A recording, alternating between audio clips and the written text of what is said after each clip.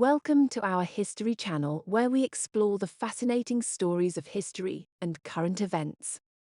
Today, we'll be exploring the similarities between two famous couples from different eras: King Edward VIII and Wallis Simpson, and Prince Harry and Meghan Markle. Both couples were mired in controversy, with their love lives making headlines and causing political upheaval. But what similarities do they share, and what can we learn from their stories? Let's start with Edward and Wallis Simpson. Edward was born on April 28, 1894, as Prince Edward of Wales, the eldest son of King George V and Queen Mary.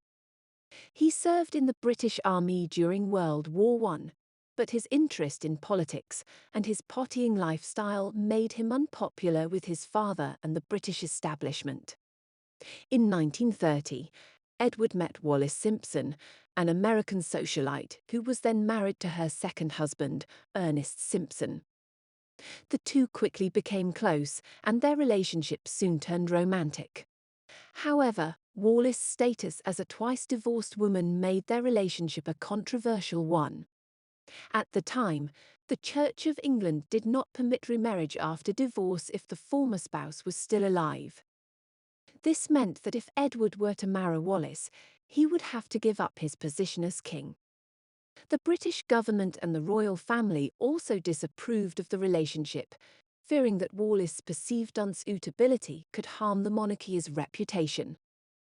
Despite the opposition, Edward was determined to marry Wallis, and in 1936, he abdicated the throne in order to do so.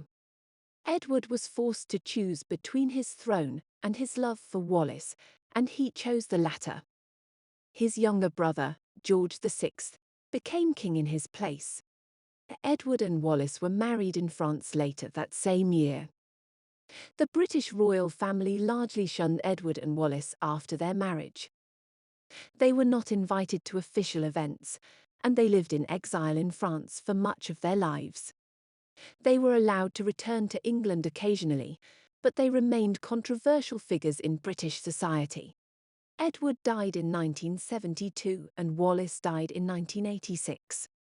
They are buried next to each other in the Royal Burial Ground at Frogmore in Windsor. Fast forward to the 21st century, and we have Prince Harry and Meghan Markle. Like Edward and Wallis, Prince Harry and Meghan Markle's relationship was also controversial, but the royal family welcomed her with open arms, while the media scrutinized every aspect of their lives. Meghan allegedly also faced racist and sexist attacks. Like Wallis, Meghan was also twice divorced, although that is now more widely accepted by the Crown and the public. It is speculated that Meghan was also still in a relationship when she met Harry. Harry, the younger son of Prince Charles and Princess Diana, had always been seen as a wild child in the media.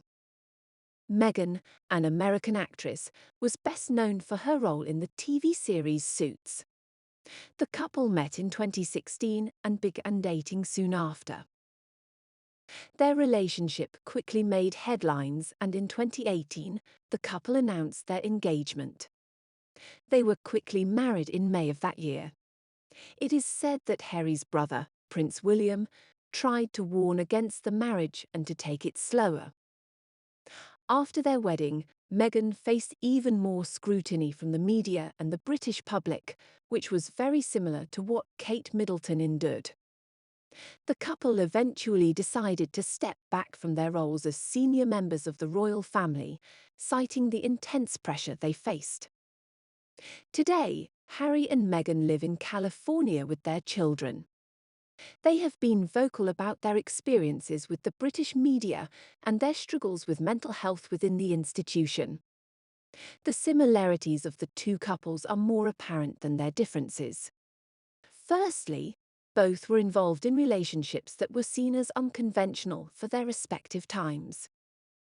Wallis was an American actress and divorcee, which was still a taboo in the 1930s, and Meghan was a biracial actress from the United States, which was not typical for a British royal spouse. Both couples faced public disapproval for their relationships, with some accusing them of being a threat to the monarchy. Secondly, both couples had to make difficult choices in order to be together. Edward chose to abdicate his throne, while Harry and Meghan decided to step back from their royal duties.